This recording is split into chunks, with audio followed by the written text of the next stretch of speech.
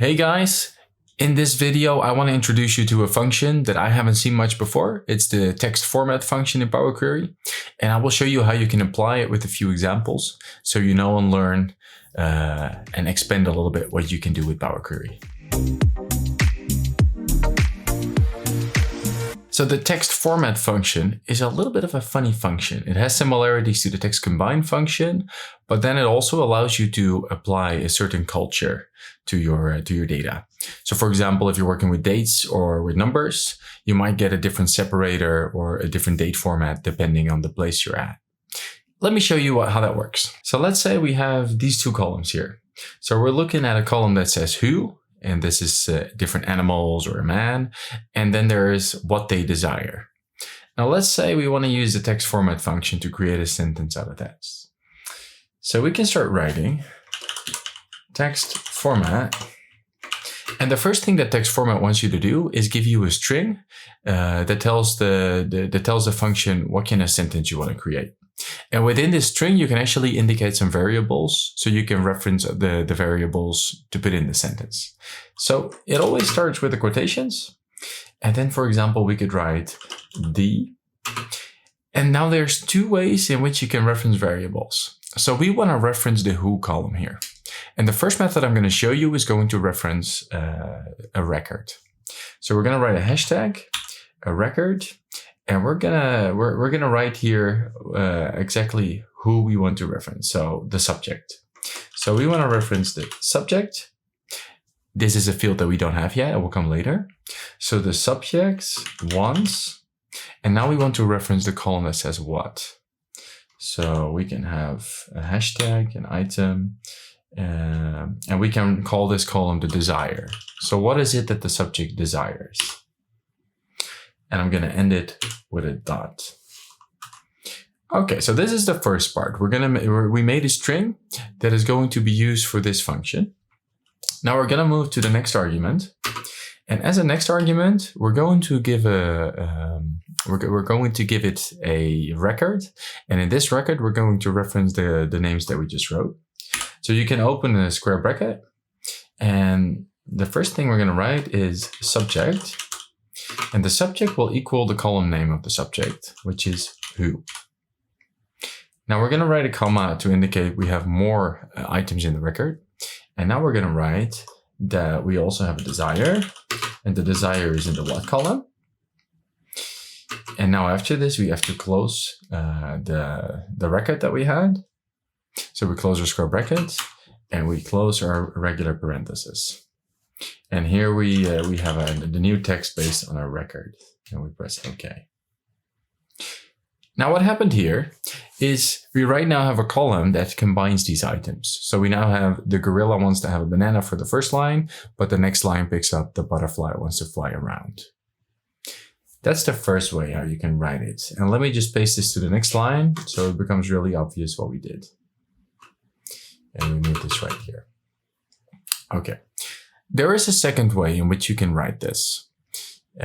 So let's say we want to copy this code right here. And I'm just going to rename this step here as the record example. And now we're going to start with a new column here. And it needs to start from the previous step, which is a record example. And the other way we can format the text format function is instead of referencing a record, we can also reference a list.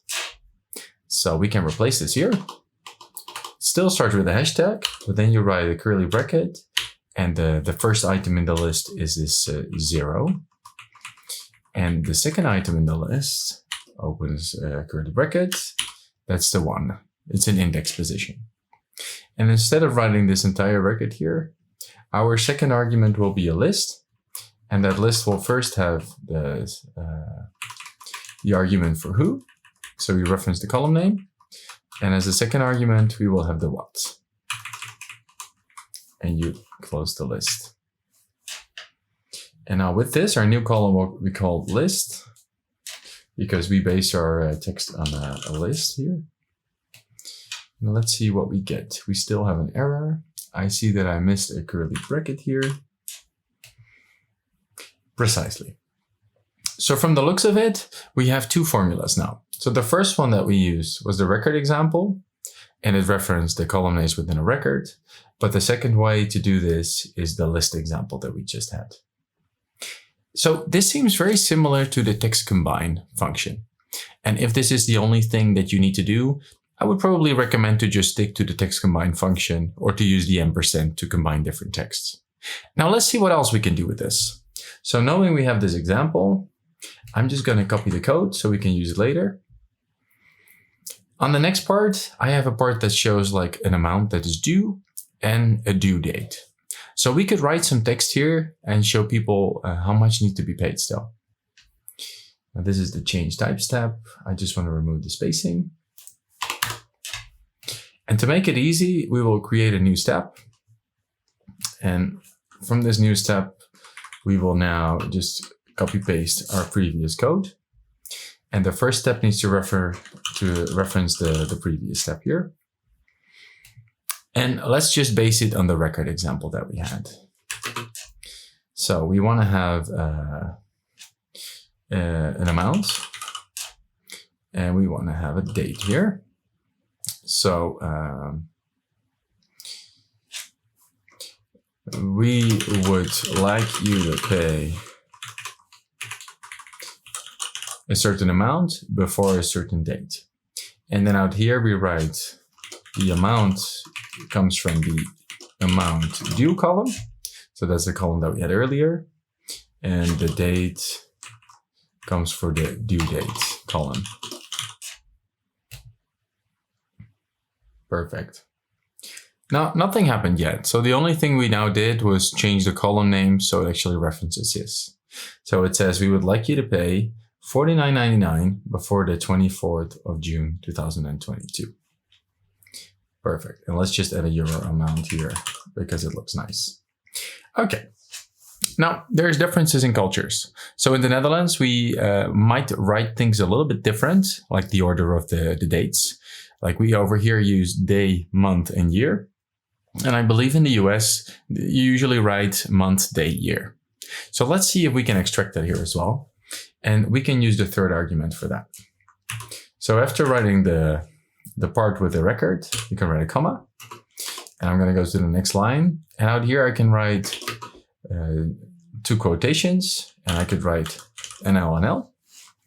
And then you can just close everything. And as you can see, in the Netherlands, we have a comma as a separator before you get to the cents.